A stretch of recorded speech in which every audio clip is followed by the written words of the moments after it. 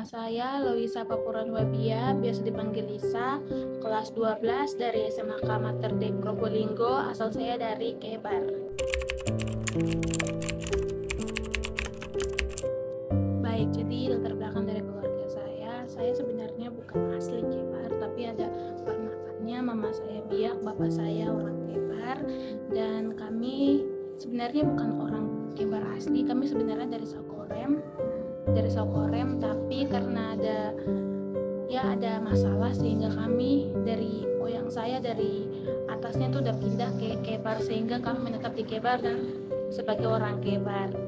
Dan untuk lingkungannya sendiri di Kebar menurut saya bagus, tergantung bagaimana cara saya mengendalikan diri saya untuk bergaul dengan orang-orang. Tapi sepanjang ini saya aman-aman saja bergaul dengan orang-orang, dengan orang tua saya yang selalu mendidik saya untuk selalu belajar, untuk bisa berkomunikasi dengan baik kepada orang lain, bagaimana pergaulannya. Orang tua saya selalu mendidik saya tentang hal-hal itu, sehingga jika saya mau berteman dengan orang lain tuh saya lihat hal positifnya gitu.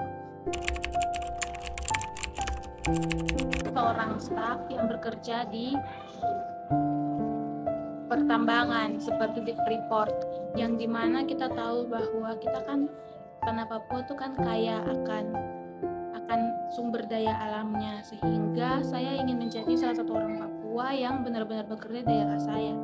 Kan kita lihat sendiri bahwa banyak sekali orang-orang luar yang ingin bekerja di daerah kita, sehingga kita orang asli Papua tuh sangat minim sekali untuk bekerja di daerah kita. Kita kebanyakan beli sesuatu dari punya mereka, sedangkan itu sebenarnya berasal dari tanah kita sendiri. Nah, dari situ saya ingin belajar biar saya selain sumber daya alam kita yang meningkat, sumber daya manusia juga harus meningkat, sehingga ada keseimbangan antara SDM dan SDA. Hal yang membuat saya terinspirasi agar kembali ke Papua untuk membangun Papua yaitu saya pernah mendengar kata-kata dari Bobon Santoso yang berkata bahwa rohingya datang dengan muka melas dan pulang membawa emas, tetapi orang Papua berdiri di atas emas namun berjalan tanpa alas. Rohingya makan nasi, orang Papua makan talas.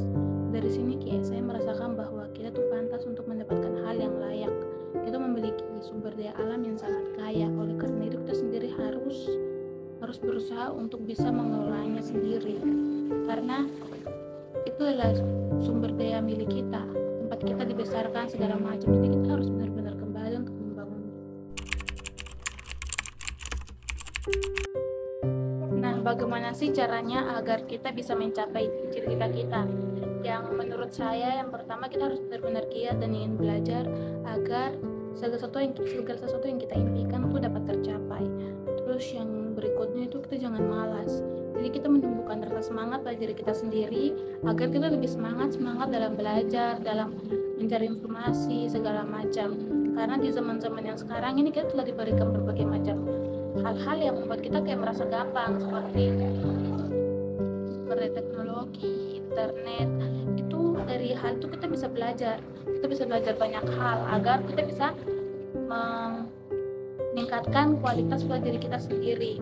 Nah, dari hal-hal itu kita kuatkan agar semua itu dapat tercapai.